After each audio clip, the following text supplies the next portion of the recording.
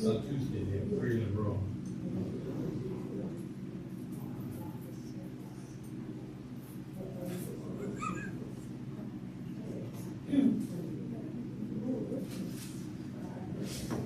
Hello, hello.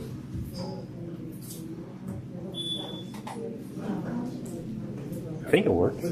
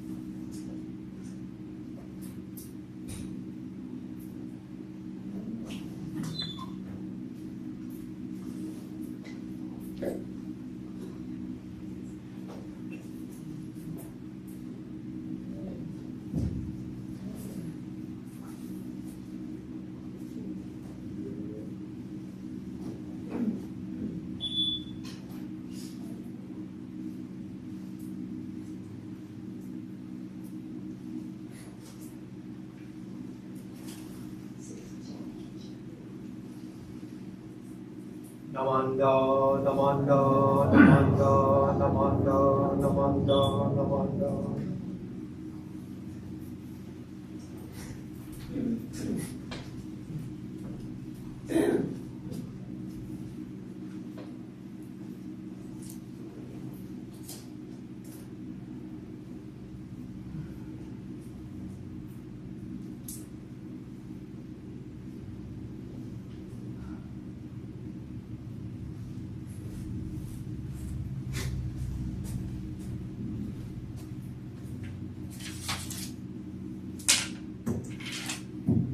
Oh, I forgot my reading glasses, sorry.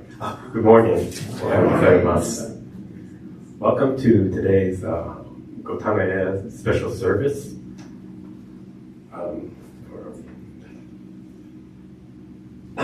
My name is Howard Shintani. I'll be your chair for today's service. I would like to introduce two guests from Sacramento, named Barbara Nakatomi and Ellen Sakahaishi. Did I say it right?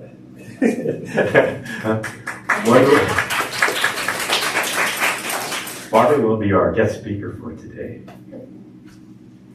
Okay, we'll now have the Sanbu Jo on page 24 and 25, followed by the reading of the Kyo Byakumon.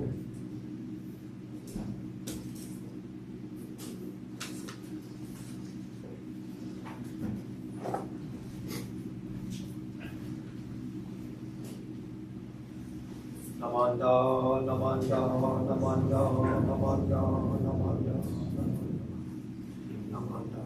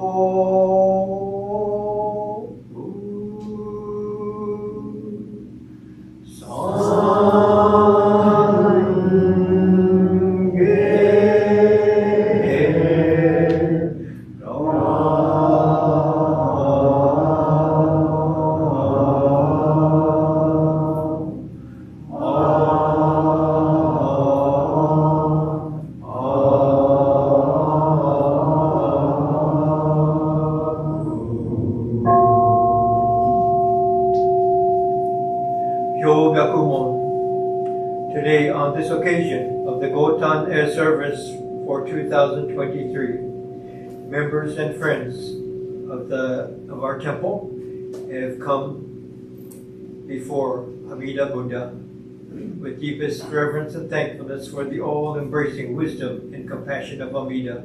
We reaffirm the three homages. Namo Kie Butsu, Namo Kie Ho, Namo Kie So. I go to the Buddha for guidance. I go to the Dharma for guidance. I go to the Sangha for guidance. Please repeat the Nembutsu. Namo Amida Butsu. Namo Amida Butsu. Namo Amida Butsu. Namanda, Namanda, Namanda.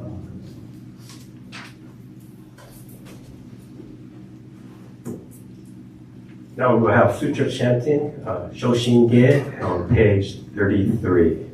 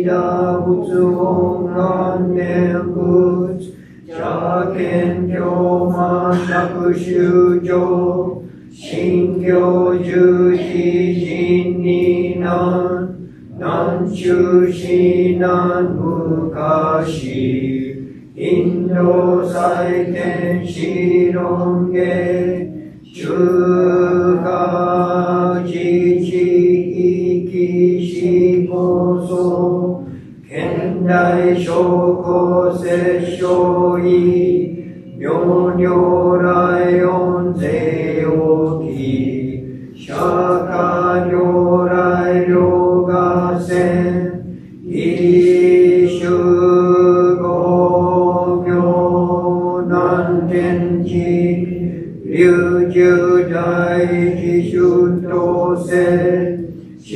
の財派無限先絶大乗無情報召喚理事小安楽賢治南行六六信行異行指導楽億年皆仏本願自念即時入一上唯の上昇如来語往来無税音天人菩薩の論説奇妙無下公如来越衆他ら見真実五千の頂戴誓願こういう本願力栄光異道群上昇維新記入六大崩壊逸逆如来へ収集特使連芸同世界即称信用保証人有門の臨変人数入所自音自用芸本師論願両天使上皇乱消防殺来三蔵ルシ十条教本上宣教気楽法天神菩薩論中下王道因果見世願方言猫ゆたり表情死因類信心惑前本部新人法小子小持即礼判一子無量光明道小修上海不敬同社結晶道南省唯名浄土活入安全地力円言宗円満極合感染症三不三神経音言増末法滅道因一生増悪地偶税思安如来称名化全道六名仏性意公愛上三行逆案公明明見人年海流本願大智慧行者少女今後心行儀一年総合用意大等百三人即称小子上羅原神公開一大教延期安養官一切先祖修心安先人法華二道小弁流極重悪人唯小物外薬剤摂取中煩悩証言随不見大無限上昇が本資源空行仏教連民全幕本部に新宗教商法編集先着本願世現代生自輪天下血気上一生死即入百条無意楽一心人二の入仏教大自修士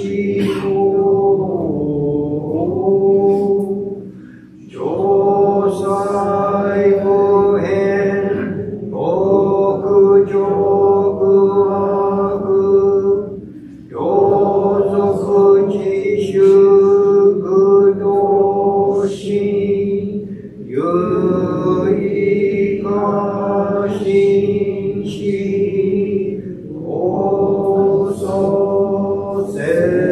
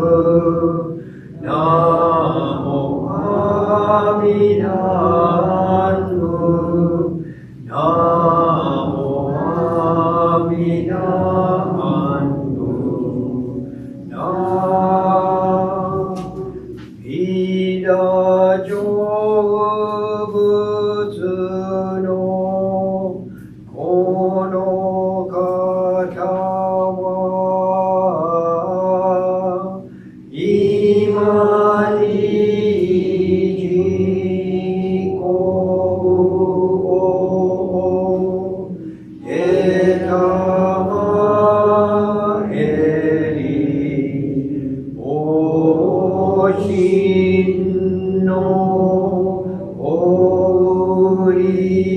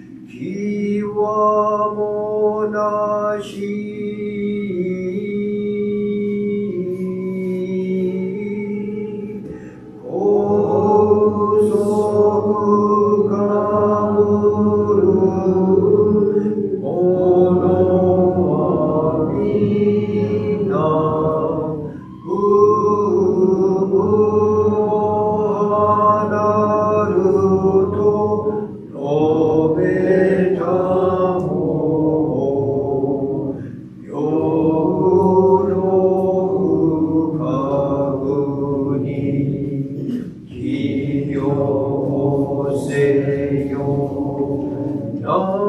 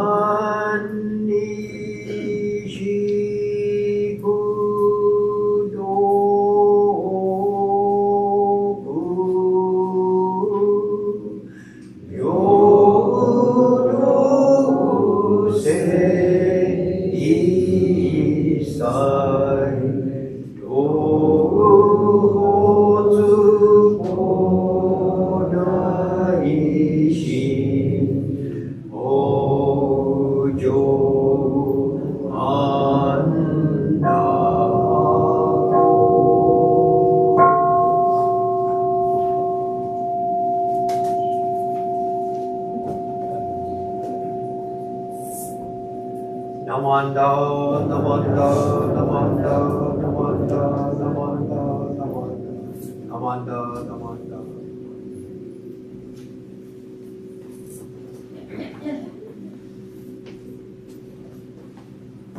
Ooh, take a breath. Okay, please stand for our first gatha. It's in the white book, Shinran Family, page 128, and remain standing for the reading of the three treasures on page 8 in the purple book.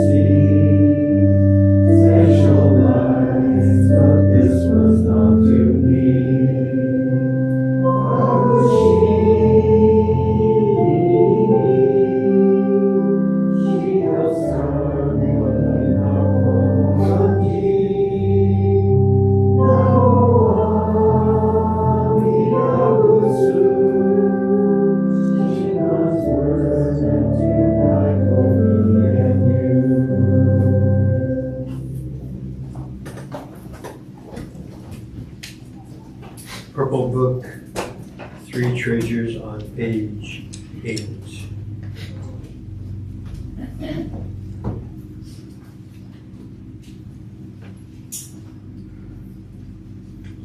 Hard is it to be born into human life. Now we are living it. Difficult is it to hear the teachings of the Blessed One. Now we hear it. If we do not realize the truth in this life, when will it be realized? Let us reverently take refuge in the three treasures of the truth. I take refuge in the Buddha. May we absorb ourselves in the principle of the way to enlightenment and awaken in ourselves the supreme will. I take refuge in the Dharma. May we be submerged in the depths of the doctrine and gain wisdom as deep as the ocean. I take refuge in the Sangha. May we live in harmony in the great assembly as disciples of Buddha and be freed from all hindrances, becoming units of true accord in a life of harmony, in a spirit of universal oneness, freed from the bondage of selfishness. Even through myriad ages of kalpas, hard is it to hear such an excellent, profound, and wonderful doctrine. Now we are able to hear and receive it. Let us thoroughly understand the true meaning of Tathagata's teachings. Namo Amida Butsu. Namo Amida Butsu.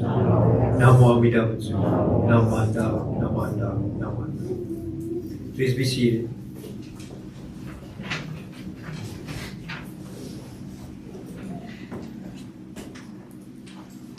Reverend Fujimoto will introduce our guest speaker for today, Barbara Dr. Tor. Good morning, everyone. Ohayo gozaimasu. Nice to have many here at our special Gotan E service. And when we have specific services for Shinran Shonin, Honko Gotan E, we are able to chant the Shoshinge, and I know how you can't wait for us to chant the Shoshinge. Every time we do it, we are improving and it sounds more resonant, and I appreciate that very much. So today we have a special guest speaker. We have friends from the Sacramento area who are able to come down here, and I asked Barbara.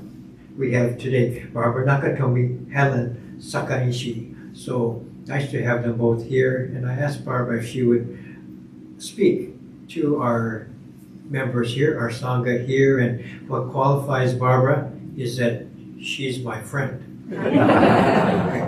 So with these great qualifications, we'd like to be able to listen to her, and she can share as much as her own background as she is comfortable to do. But I'm very happy. I had time in Sacramento at the Betsuin there, and many very nice people and friends and families, and so I'm very appreciative of their kindness and their support of me. And so when they do have a chance to visit, it's very special. There was another time when Barbara and a number of their BWA members came, and we took a picture, and all of them were sitting up here, and we happened to have these little stuffed monkeys, and there were enough monkeys for all 8 of them or something, and so everyone had a little stuffy monkey, and we took this picture, and it was so cute. So it's a very nice memory, and nice that they had the thought to come here in force. A good number of their BWA members, and visiting with our BWA here, and saying hello to me, and coming to see the Alameda Temple. So it's always special to have guests from our different BCA temples and to share some time. We've had our own lay speakers to speak for our members here, and I think it's special to hear the background of people and how the temple and the Jodo Shinshu teachings, the path, has impacted their lives. And so I think it reinforces our own sense of being Jodo Shinshu followers, of being parts of our temple. So with that thought in mind, I had asked for Barbara to speak. So please come up, Barbara, and come up here, Oshoko, and come to the podium. Please take your mask off when you speak.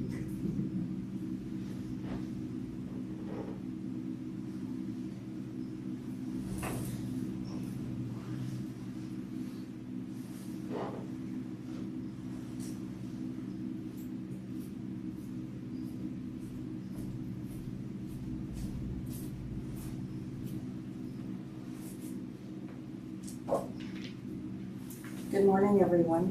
Good morning. Good morning. Thank you, Reverend Dennis, and to the Sangha. I'm very humbled to have been invited to speak on my life with Buddhism in it every day. When Reverend Dennis gave his online class a little while ago on everyday Buddhism, his course caused me to go back in my memory to connect with my roots to Buddhism, where I attended Dharma school at the Sacramento Buddhist Church in the late 1950s, early 1960s. And that, I know, makes me sound very ancient, and I am. In my background, I'm dyslexic, so learning has always been something that did not come easily to me. And at that time, Dharma school was no different. But I do remember having to memorize the Noble Eightfold Path when I was about 9 or 10 years old. And I really, at that time, had no idea how it would materialize into my life and how I would choose to live my life. I remember dutifully trying to memorize the Noble Eightfold Path word for word, and it was so hard. I didn't even have the comprehension at the age of 8 or 9 to give meaning to it, so that's probably one of the reasons why it was so hard to memorize, because I didn't have context and the words just seemed like, words. As I got older, after finally memorizing it, it stayed in my mind and actually found a place in my heart. And it became the guide to my future values, integrity, and character that I would develop through my maturity. Being dyslexic caused many obstacles that most children don't face. All children face obstacles, but I think when you're dyslexic, it's just one more thing that you have to deal with every day. And in my Japanese Nisei family, I was the firstborn, and I was not a boy, so we all know what that means. I was left-hand dominant when the Japanese culture did not view that as a very auspicious trait. And my earliest memories are having things yanked out of my left hand, put in my right hand, and then getting in trouble for making a mess. I was physically clumsy, as told to me by my mother, which I figured out later that my body and brain were left side dominant, and I was forced to do physical things as a right-handed person. So I was very clumsy, very unaccomplished. As I grew up, I wanted to see myself as a source of pride in my parents' eyes, but I went about it by being extra independent and extra stubborn. So too bad I missed the study about interdependence and impermanence. Can't have it all right at one time. So the life I chose to live for myself during the teenage years was not easy in any way and ever, and I didn't make it easy for my parents either. I was very angry, very frustrated and overwhelmed, and I didn't have any way to vent or be distracted. I did not get into judicial trouble in any way, but I was never the cause for my parents to be proud of me. Finally, at age 19, I eloped, and about 14 months later, I had a child. And then at the age of 22, still independent, still angry, still stubborn, I chose to become a police officer. At that time, my husband said we needed the money, and I didn't have my parents' blessing for that undertaking, but that was kind of like the way of my life. I didn't really have their blessing, so I did it anyway. And during the 31 years of my career, I divorced, remarried, and divorced again. I saw more in my lifetime than most people can imagine, but had a limited view of what a life could be and should be. The career I chose was a male-dominated job in 1973. There were no female officers in my department prior to my joining, so I really had no female mentors. My only mentor was Angie Dickinson on TV as a policewoman, and we know that really wasn't the way things worked. The male officers I worked with made it clear that they didn't want to really work with female officers, so I was always in a situation where I felt it would be easy for me to fail to be able to do my duty. And I do have to say that during those tumultuous decades of being the lone wolf, being confused, sometimes afraid and unsure of myself, I would force myself to look at situations and events in my life from multiple perspectives. And the Noble Eightfold Path would always enter into my thoughts. And I would run all the scenarios of perspectives through the lens of the Noble Eightfold Path, which I began to think of as being my conscience. I couldn't trust myself really, but somehow I knew in my heart that I could trust the Noble Eightfold Path. And it seems to me now, thinking back that it's over 800 years, that all of this has been true for a lot of people as it is for me. I really do believe it to be the truth now. And Remember, I'm dyslexic, so I don't learn as others do. I still get things wrong or backwards and switched around, and I still don't trust myself or my judgment on things until I've thought about it over and over again. In those times of confusion and loneliness, I would always find myself in my mind reciting the Noble Eightfold Path. To me, it was so comforting. The Noble Eightfold Path is right view, right thought, right speech, right conduct, right effort, right livelihood, right mindfulness, and right meditation. In my mind, I was always asking the question, what does this really mean, as to what was going on in my life? For right view or understanding, I now realize this is different in everyone's perspective. And sometimes I even had more than one lens that I was looking through of the Noble Eightfold Path. What was right and the perspective of what was right, and noticing that over time it was right for the moment, but it could change and sometimes it would change. Constant overthinking was exhaustive but necessary in order to get it right. But of course, there is no right, but only for the present moment because of impermanence. Right thought, again quickly thinking, how does this fit into my values, integrity, and the character I wish to project? Right speech. I knew that I always wanted my speech to match my values, integrity, and character, and correctly communicate my strength and position. And in the job I had as a police officer, I really had to depend on being consistent in that thought and the projection of what I was communicating. Right conduct or action. Then I wanted the action that I took to be congruent to my views, thoughts, and speech. So to me, right effort is probably the magic sauce that makes everything work, because I think of effort as being the attitude that I bring. And I think the attitude that we project gives greater meaning to the outcome. Putting one's heart into the effort is the difference between just doing it and being fully engaged in the outcome. Number 6, right livelihood.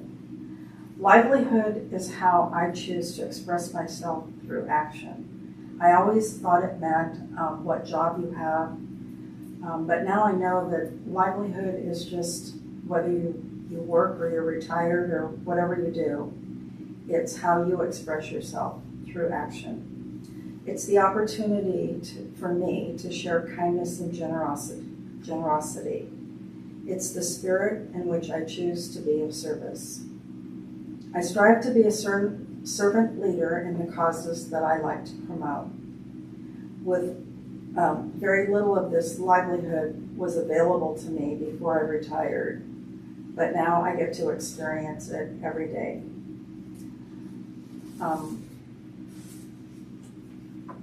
And I think that I finally found my cause is kindness and generosity. That's where I feel the most comfortable.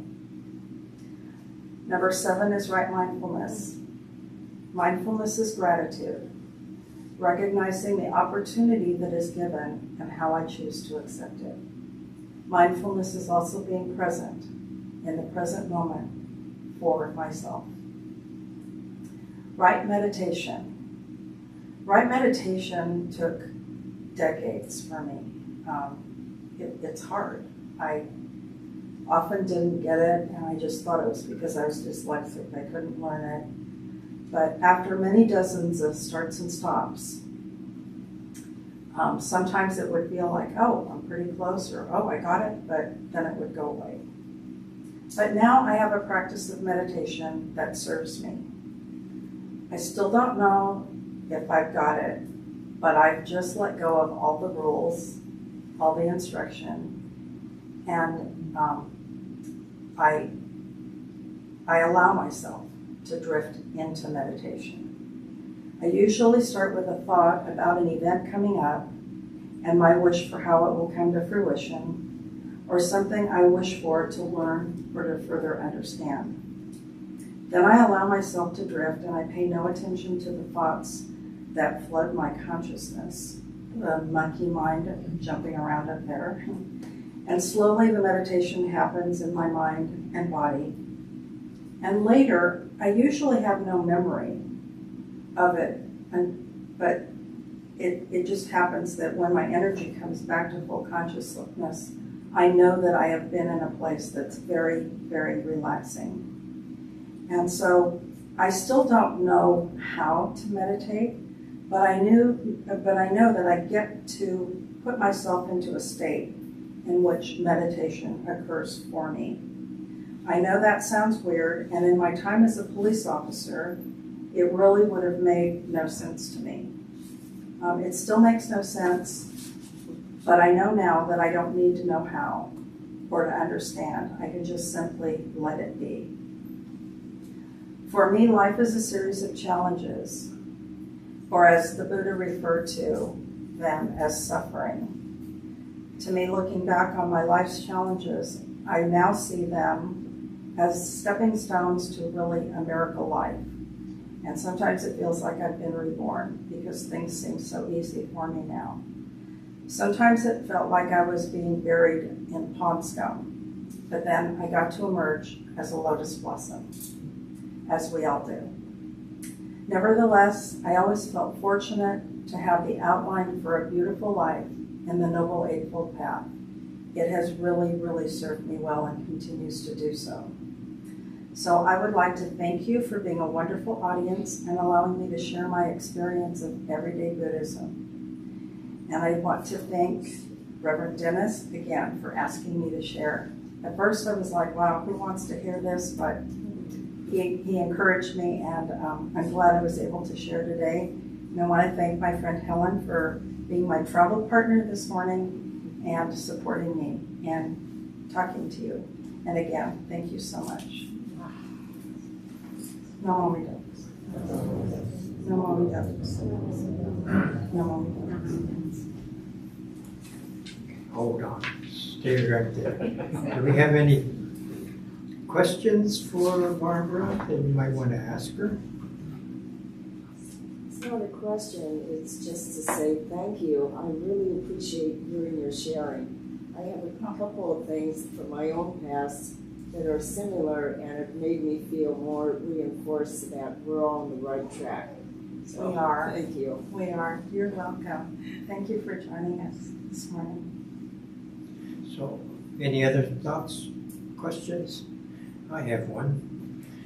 When you think back on your time as an officer, there must be certain memories or stories that come back. I mean, different memories get triggered, but some are prominent and wow, this really happened, or this reflection of how things happened and how you were able to resolve it, or what benefit came of it, or what difficulty, or what pissed you off, or what kind of things,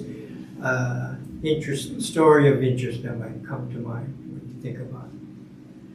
Well, because there weren't very many women in law enforcement when I joined, hardly any, I quickly figured out that I had to do things differently than the men.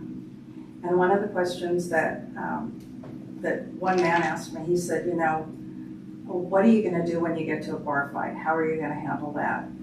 And I said, you know what, I don't know, but I think I'll figure it out when I get there.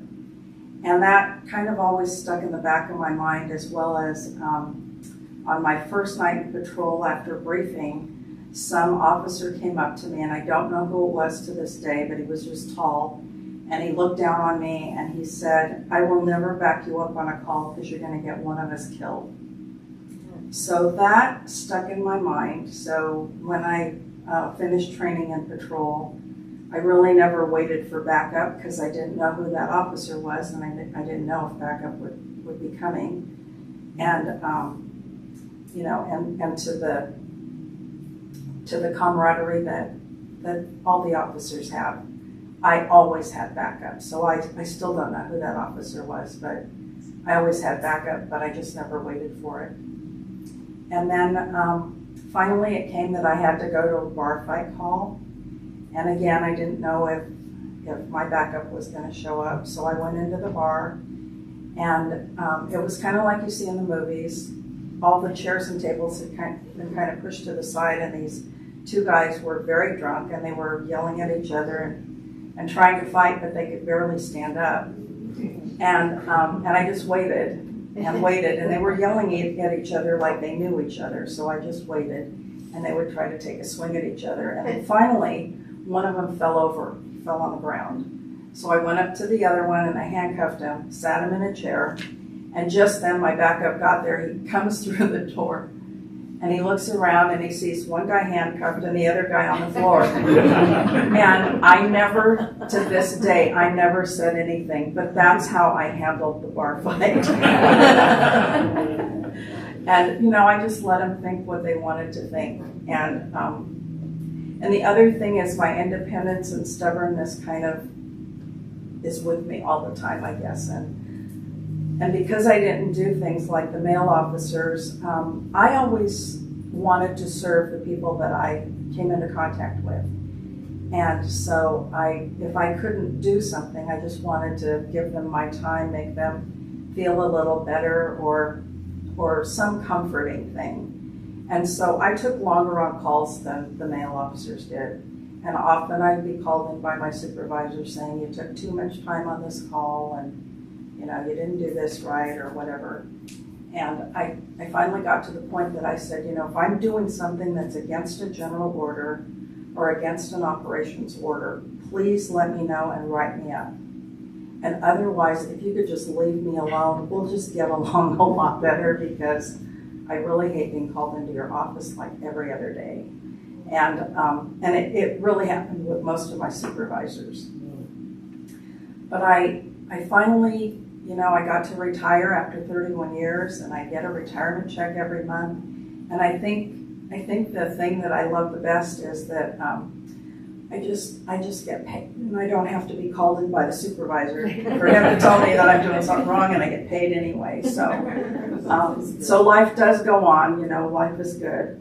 But I think because I had the foundation of the Noble Eightfold Path in Buddhism, that I was really able to make it through life. I'm not going to say it was easy, because it wasn't. I'm not going to say that my parents were ever proud of me, because, the first divorce was bad enough, but the second one was like, they were just like so done. But that was probably like the worst thing I ever did. And, now I can say I'm 72, I'm really happy, and I'm really proud that I can, share some of my experiences and still be of service to others and spread kindness where I can and generosity where I can. Does anybody else have a question? I think we're good. Yeah, thank you very much. Okay, thank you.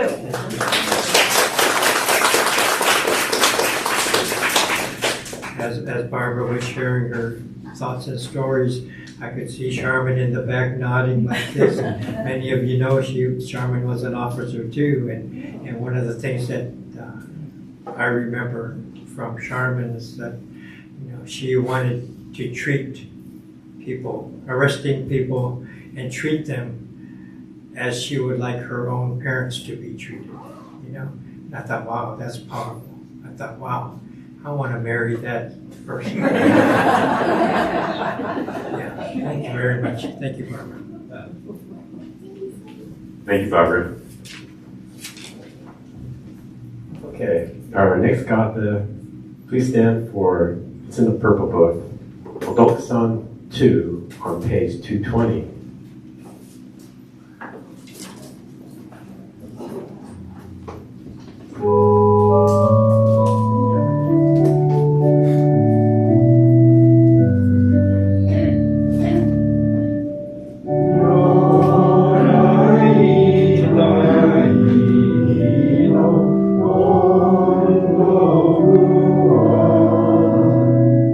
Mio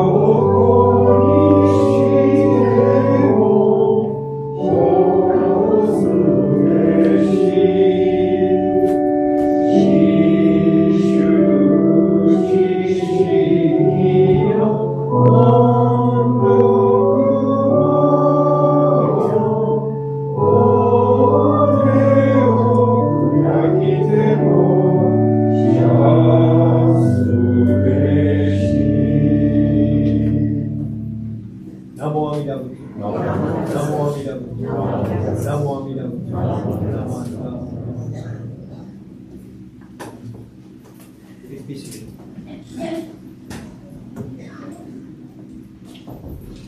Well, I should thank you those who helped set up the altar. Thank Reverend Fujimoto for the YouTube setup, and Lenny Tadalodor for being our organist every week.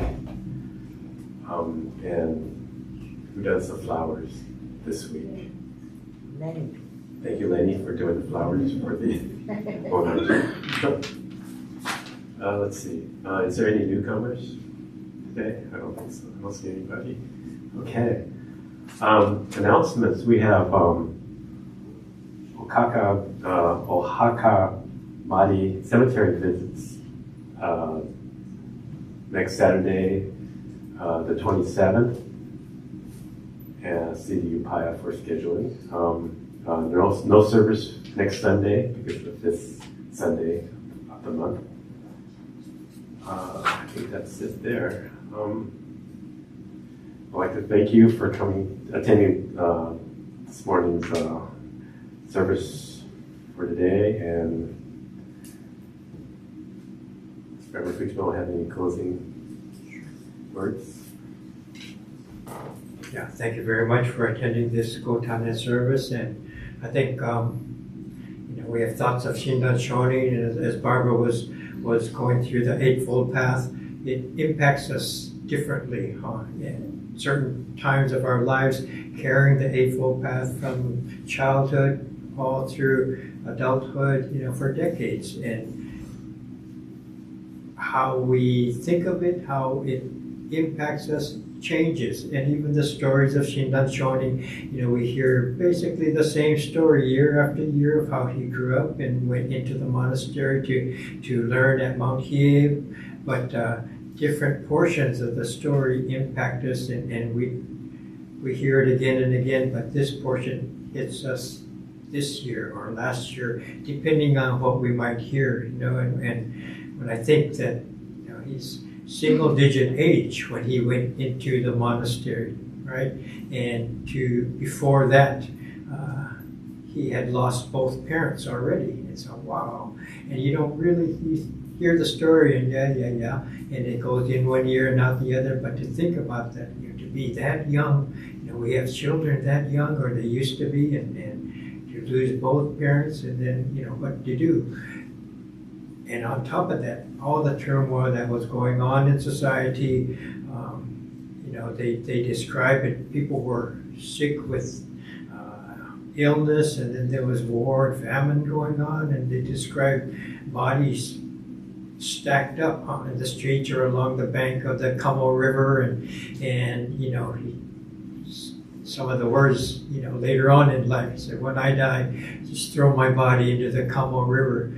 And when I went to Japan to, get my ordination, I would, on my own time in the mornings, I'd go on my morning run, and I'm running along the banks of the Kamo River, right? And so those kind of words echoing, and, in the evening we go to this and that restaurant to have some snacks or a beer or something, and you look down upon the Kamo River, and maybe a couple walking hand in hand, had fallen in love or whatever, different kinds of scenes now. But at those times, such a horrid situation, sounds like third world country or war ravaged countries, and for him to go in, and the story is basically, at least he could have an opportunity to learn, to study, to be safe. And so in this kind of setting, the beginning of his life, and these kind of things that we hear again and again, but we don't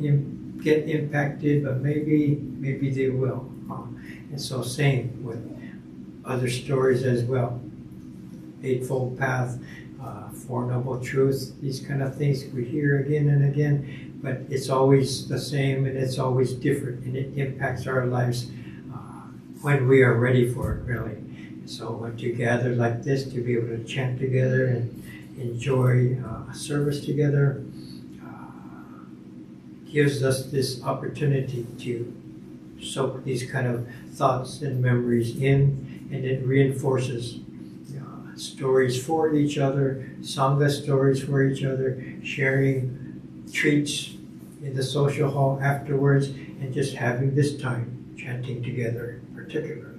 Yeah, but yeah, I think I thought about that as my mother and I were driving back from Enmanji last night, and different services that I've gone through here, the funerals, and even going through those, people are impacted by losses in their lives, and it comes kind of in waves, maybe initially very powerfully, just physically missing someone, and later on, it takes years and years to process and to come to certain understandings or acceptance and things like this, and everything we go through together as a Sangha connected to our Nembutsu path, we allow for that so that we kind of incubate, percolate,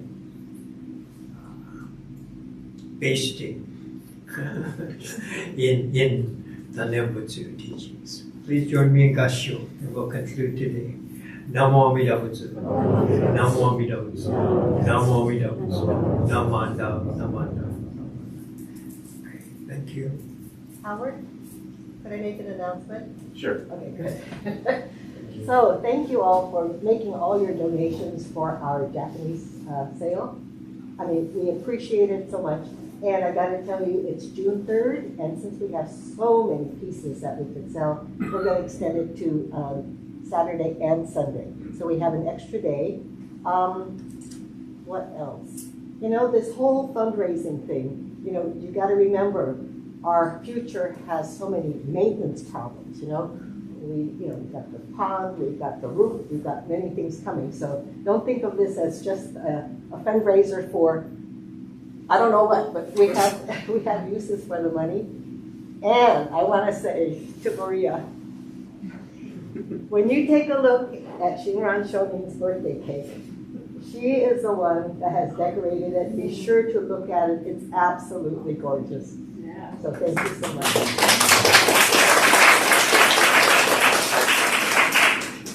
Any other announcements? Thank you, Dorothy. Please join us in the social hall for a special Gotan E birthday cake made by Maria Piper. So that concludes our service for today. Please come up for Oshoko. Thank you.